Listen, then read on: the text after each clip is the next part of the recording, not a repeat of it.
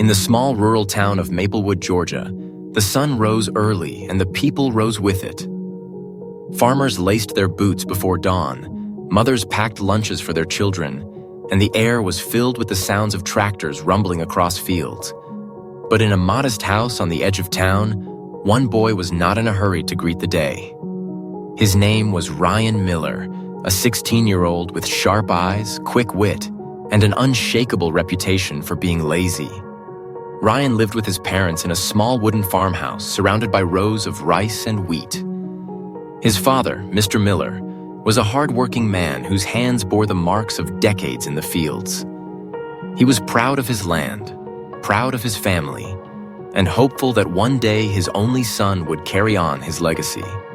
But Ryan seemed more interested in avoiding effort than in honoring it. Every morning, Ryan's only responsibility was to help his father protect the crops from the flocks of hungry birds. Most boys his age used sticks or slingshots to chase the birds away. They ran up and down the fields, waving their arms, shouting, sometimes even throwing stones. But Ryan was different. He had no patience for running or sweating. Instead, he invented a system that allowed him to work while lying flat on the ground. He hammered wooden poles into the soil at different points across the field and tied them together with long ropes. When birds gathered, he could simply tug on one of the ropes from where he lay, and the poles would shake, scaring the birds into flight. It worked. The birds flew away, the rice crop survived, and Ryan hardly had to move a muscle. To the villagers, it was another confirmation of Ryan's laziness. To Ryan, it was proof of his cleverness. "Why waste energy," he often said with a smirk, "when you can outsmart the problem?" His father admired his ingenuity but worried about his character. Late at night, when the house was quiet, Mr. Miller sometimes whispered to his wife, "He's smart, yes. Smarter than most. But intelligence without discipline is a field without rain. It dries up before it bears fruit. What happens if I fall ill? Who will carry the weight of this farm then?" But because Ryan always finished his small chores, his father never scolded him. He hoped, perhaps, that time would teach his son the value of sweat. Ryan, meanwhile, felt no urgency to change. He believed life would always bend to his clever tricks. When neighbors teased him for lounging in the shade while others toiled in the sun, Ryan would shrug and say, "Work smarter, not harder." He wore his laziness like a badge of pride, never realizing how fragile his world truly was. That fragile world would soon be tested, because in one hot, merciless summer, when the ground cracked from drought and the crops begged for water, Ryan's father collapsed with sickness. For the first time in his life, Ryan was left alone, not just with his clever tricks, but with the full weight of responsibility. The boy who had never lifted more than a rope would soon learn what it meant to carry an entire farm on his shoulders. And no amount of clever shortcuts could save him from what was coming. Before we go any further, comment where in the world you are watching from, and make sure to subscribe because tomorrow's story is one you don't want to miss. Life in Maplewood was simple but demanding. The rhythm of the town was set by the land itself: seed time, growth, harvest, and rest. For most families, each day brought endless labor, and every pair of hands, no matter how young, was needed to keep the farms alive. But Ryan Miller lived differently. Unlike the other boys who woke before dawn to help their fathers plow, Ryan stretched his arms lazily and rolled out of bed only when the sun was already high. While his friends walked with calloused hands and sweat-streaked faces, Ryan strolled into the fields in clean clothes, carrying little more than his rope and pole contraption for chasing birds. To the villagers, Ryan was a paradox. He was undeniably bright, able to solve puzzles quickly, think creatively, and invent clever shortcuts. Yet he was equally uninterested in hard work. Where others valued sweat, Ryan valued comfort. Where others embraced discipline, Ryan looked for escape. At first, his father, Mr. Miller, found Ryan's ideas amusing. "He's clever," he admitted to a neighbor once, "and maybe he'll use that mind to build something greater than this farm." But in private, his heart carried unease. He often watched his son lying in the shade, tugging lazily at the ropes to scare off birds while humming a tune. The crops were safe, yes, but there was no fire in Ryan's eyes, no urgency in his step. Mr. Miller worried that his son's cleverness had become a shield for laziness. One evening, as the sky turned pink with sunset, Mr. Miller sat on the porch, his hat in his hands, speaking quietly to his wife. "He's a good boy, but he doesn't understand. Intelligence is a gift, but without effort, it means nothing. Clever ideas won't plant seeds. They won't pull weeds. They won't feed a family when the rains don't come. If I get sick," his voice cracked. "If I can't work, what then? Who will take care of this land?" Mrs. Miller tried to soothe him. "He's still young. Maybe life will teach him." But Mr. Miller shook his head. "Life doesn't wait. The land doesn't wait. Every season lost is a season we can't take back." Meanwhile, Ryan was blissfully unaware of his father's fears. He liked to believe his shortcuts were proof of brilliance. At the diner, he would joke with friends. "Why work like a mule when you can think like a fox?" They laughed, admiring his wit. But their laughter carried a hidden edge of pity. Everyone in town knew Ryan was bright, but no one believed he would ever amount to much. What Ryan failed to see was that his comfort came at a cost. While his clever rope system saved him steps, it also robbed him of the discipline his father had hoped to pass down. He was strong enough to work, but he never pushed himself beyond the bare minimum. His father's words, spoken in frustration one afternoon, still lingered faintly in his mind. "Son, intelligence without sweat is like a field without rain. It looks promising, but yields nothing." Ryan had laughed it off, pretending not to care. But deep inside, a small unease stirred, though he quickly buried it under jokes and daydreams. For now, life was too easy to change. His tricks worked. The crops stayed safe. His father still carried the heavier burdens. And Ryan continued to believe tomorrow would take care of itself. But tomorrow was not guaranteed. And soon, a storm unlike any other would shake Ryan from his comfortable illusions and force him to confront the very weakness his father had feared all along.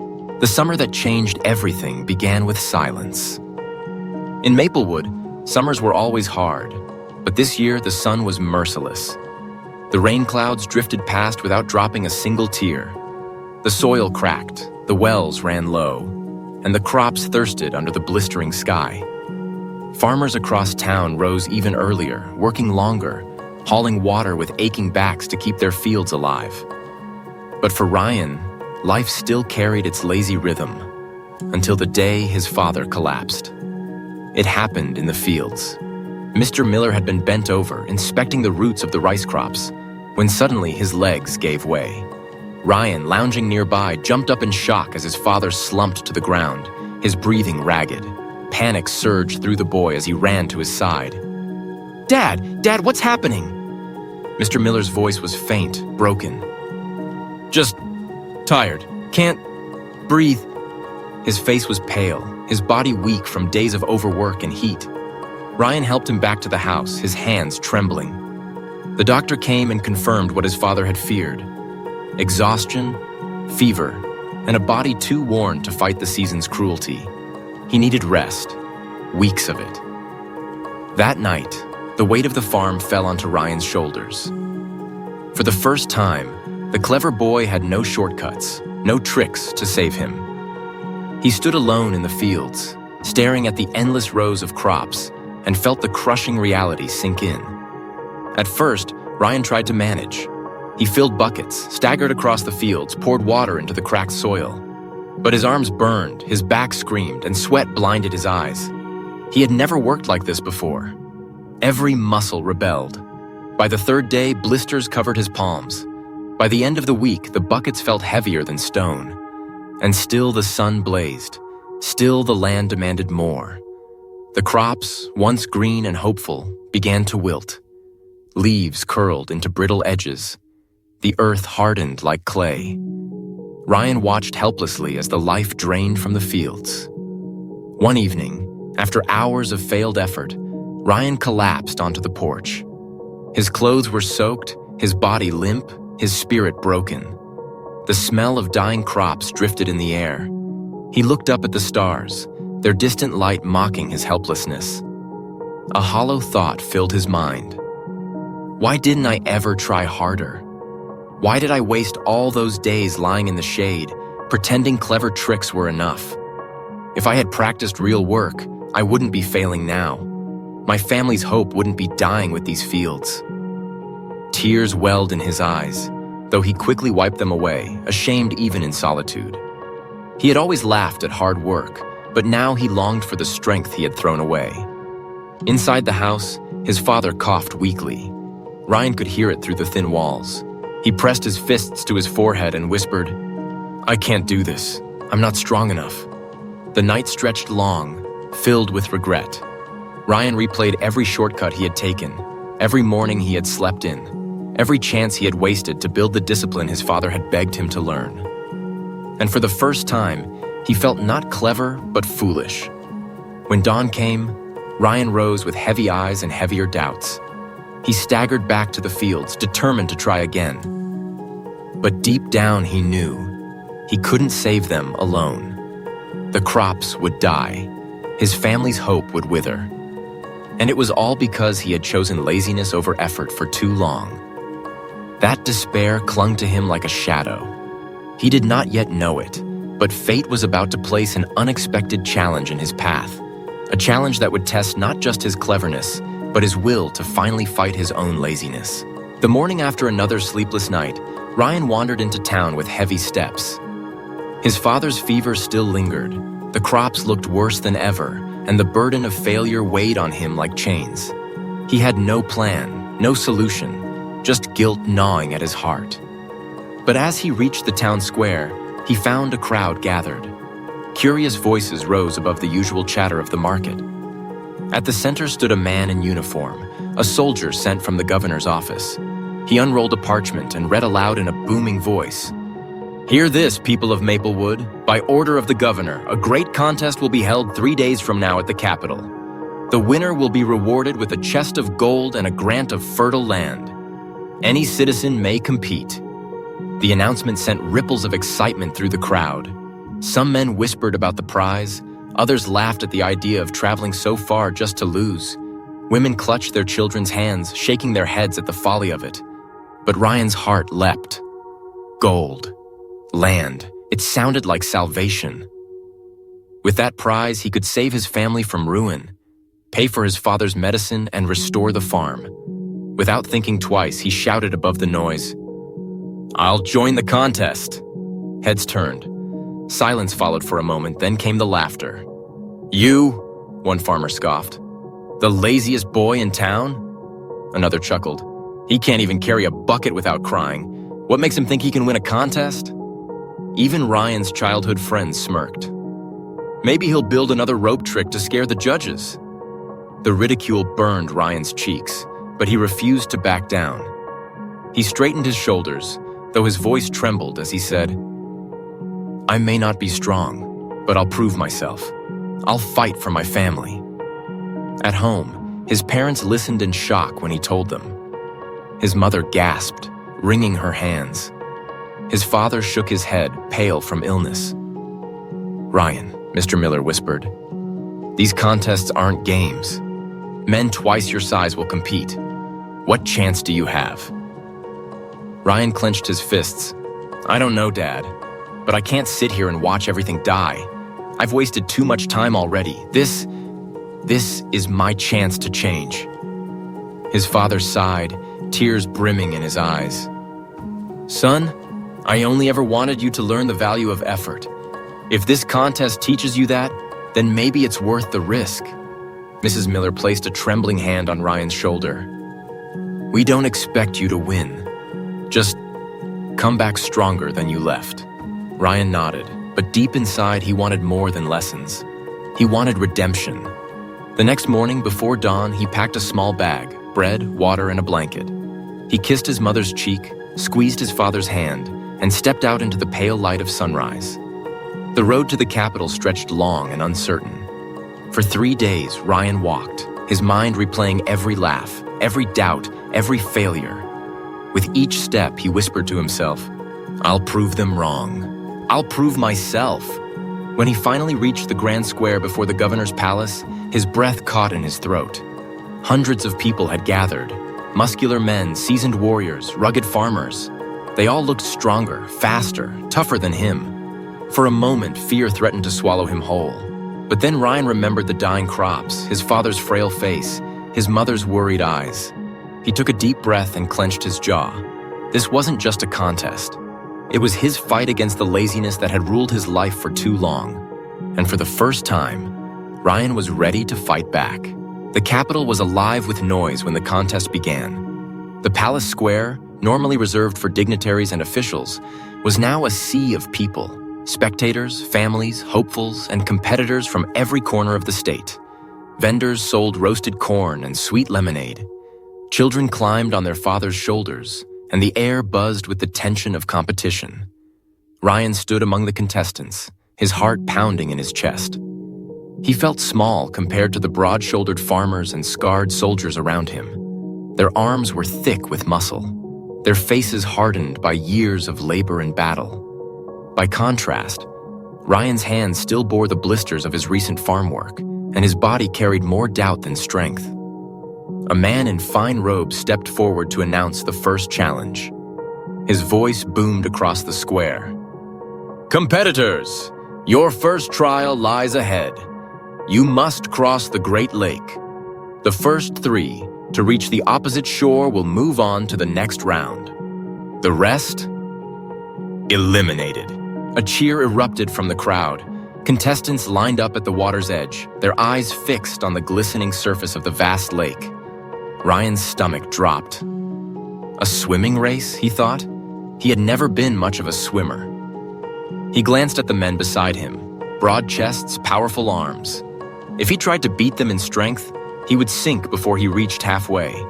The judge raised a flag. "Ready yourselves." Ryan's legs trembled. He considered backing out. Then he thought of his father's pale face, his mother's worried eyes, the dying crops.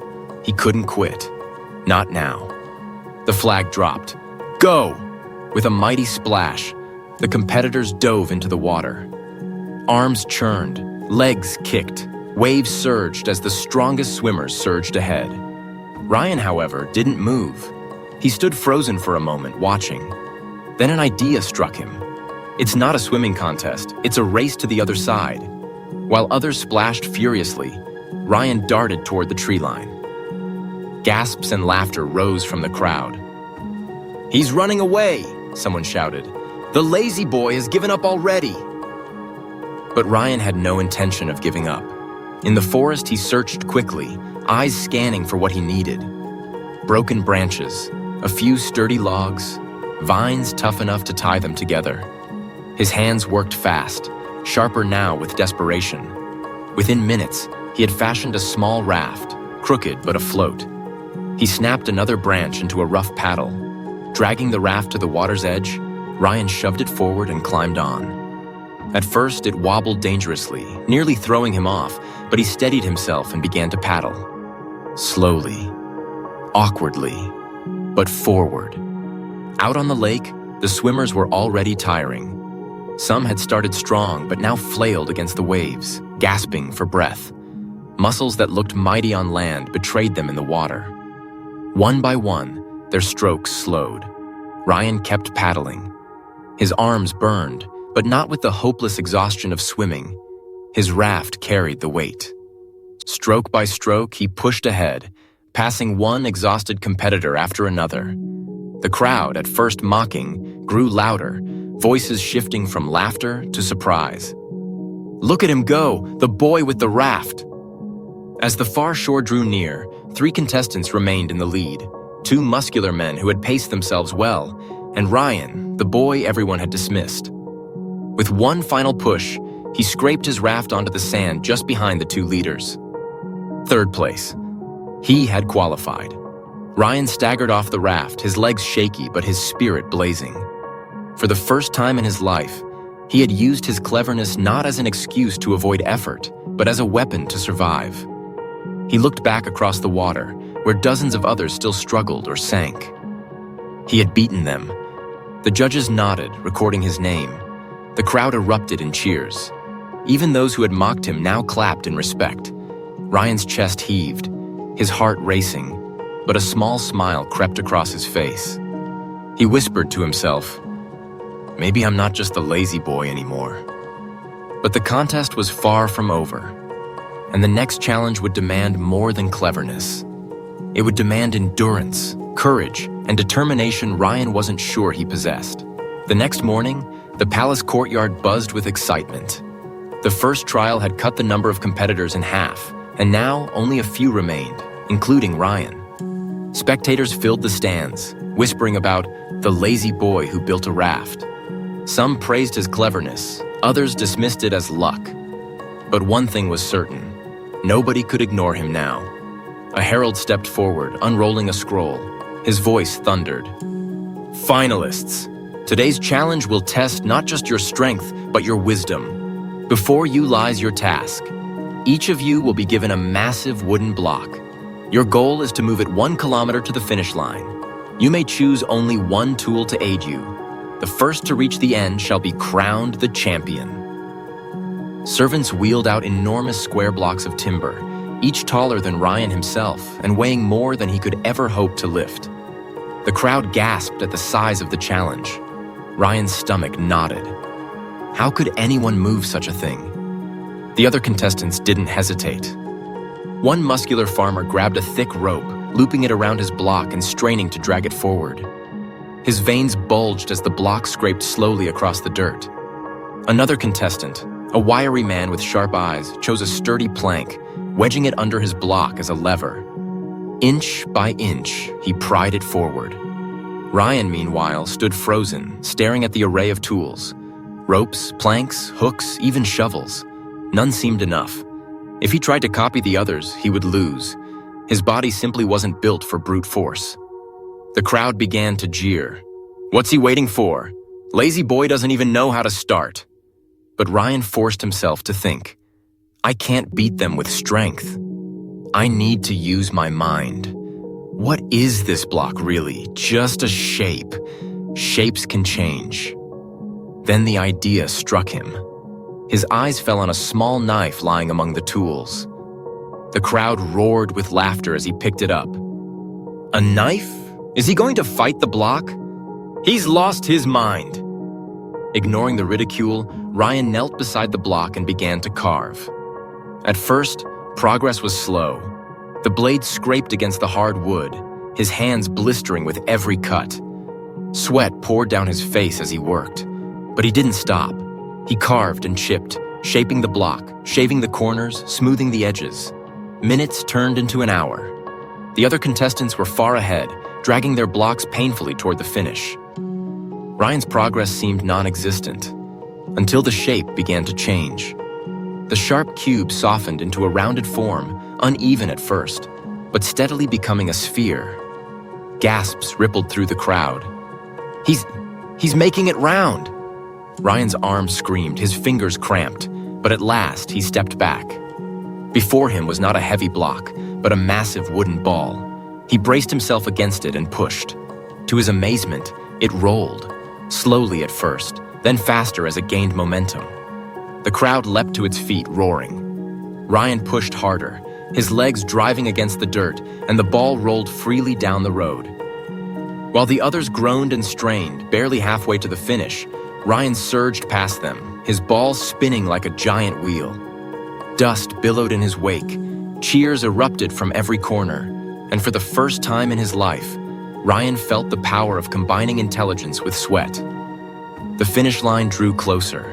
His chest burned, his arms trembled, but his heart blazed with determination. With one final shove, the wooden ball crossed the line. The square exploded with applause. Ryan collapsed to his knees, gasping for air, but smiling wider than he ever had. Against all odds, the lazy boy had beaten men stronger and faster than him. The governor himself descended from the podium, raising Ryan's hand. This young man has proven that true strength lies not only in the body, but in the mind and in the will to act. Ryan looked up at the sky, tears blurring his vision. He thought of his father, his mother, his farm. For once, his cleverness had not been an excuse. It had been a triumph. But more importantly, he realized, it wasn't cleverness alone that had carried him here. It was effort. Hours of carving, sweat dripping, muscles straining. For the first time, Ryan had tasted the bitter price of hard work and the sweet victory it could bring. The boy who had once hidden behind laziness was gone. In his place stood a young man who had finally proven himself, not just to the world, but to his own heart. When Ryan returned to Maplewood, he did not return as the lazy boy who once lay in the fields tugging on ropes. He returned as the champion of the governor's contest, with a chest of gold, a deed to fertile land, and a story that spread like wildfire across the countryside. The townspeople who had once mocked him now lined the streets to greet him. Children ran ahead shouting, "Ryan's back! Ryan the clever! Ryan the champion!" Farmers tipped their hats, and even the men who had laughed loudest at his laziness now clapped his shoulders with pride. But none of their praise mattered as much as the look in his parents' eyes when he walked through the farmhouse door. His father, still pale but stronger than before, rose slowly from his chair. Tears welled in his eyes as Ryan placed the chest of gold at his feet. "For the medicine," Ryan said softly, "and for the farm." Mr. Miller's hands shook as he pulled his son into an embrace. "You did it, son. You found your strength." Ryan swallowed hard. "No, Dad, I found more than strength. I found out that cleverness means nothing without hard work. All those years I thought I was smart for avoiding effort, but I wasn't avoiding work, I was avoiding life. Now I know. Intelligence is a tool, but determination is the force that makes it matter." From that day forward, Ryan's life was transformed. He still had his sharp mind and creative spirit, but he no longer used them as excuses to sit idle. Instead, he paired his ideas with action. On the farm, he invented irrigation systems, built efficient tools, and worked alongside his father until sweat ran down his back. And he did not shy away from labor anymore. If the sun burned, he endured it. If his muscles ached, he pressed on. He had learned that effort was not his enemy. It was the price of building a future. Over time, Ryan's land flourished. The once dying crops grew green and tall. The Miller farm became one of the most prosperous in Maplewood. Neighbors who had once scoffed at Ryan now came to him for advice, admiring both his ingenuity and his work ethic. But the greatest victory was not the gold, not the land, not even the admiration of the town. It was the battle Ryan had won against himself. He had proved that laziness was not a permanent curse, but a choice, and he had chosen to fight it. Years later, when people told the story of Ryan the lazy boy who became a champion, they spoke of the raft on the lake, the ball carved from wood, and the cheers of the Capitol. But Ryan always smiled and shook his head when he heard it. "The real victory," he would say, "wasn't in crossing the lake or rolling that ball. The real victory was the moment I stopped saying tomorrow and started saying today. That's the day I truly won." And so his story carried a lesson that outlived him. Laziness grows easily, like weeds in a field. Ambition, like a seed, survives only if you water it daily with action. Intelligence can give you shortcuts, but without discipline, it will wither away. Determination, the willingness to work, sweat, and endure, turns dreams into reality. Ryan had once been a boy who hid behind clever excuses, but by choosing to fight his laziness, he became something far greater. Proof that even the laziest among us can rise if only we find a reason strong enough to push us forward. And for Ryan, that reason was love. For his father, his family, and the life he refused to lose. Ryan's story is more than just a tale about a lazy farm boy. It's a mirror for all of us. Every person carries two sides inside. The side that looks for comfort, shortcuts, and excuses. And the side that craves growth, challenge, and achievement. For years, Ryan fed the wrong side. He believed clever tricks could replace effort. But life eventually forced him to face reality. Intelligence alone cannot carry you when discipline is missing. His victory came not only from his ideas, the raft, the wooden ball, but from the moment he finally poured sweat into those ideas. The knife alone didn't win the contest. It was the hours of carving, the aching muscles, the determination not to quit. This is the deeper lesson. Laziness is like weeds. It grows easily, but it chokes the field of your life. Ambition is like a seed. It needs daily effort, water, and sunlight, or it dies. Intelligence is a tool, but without work, it rusts away.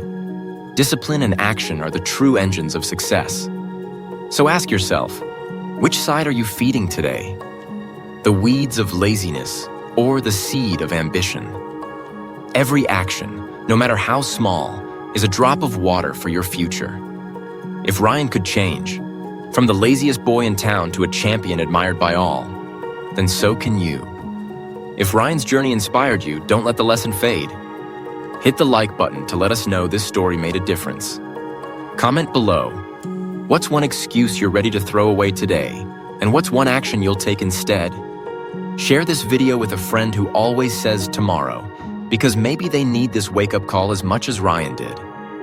And of course, don't forget to subscribe to Wordy Tales so you won't miss tomorrow's story. A tale about how one small decision changed the entire course of a man's life. Trust me, you won't want to miss it. Remember, your future begins the moment you stop waiting and start doing.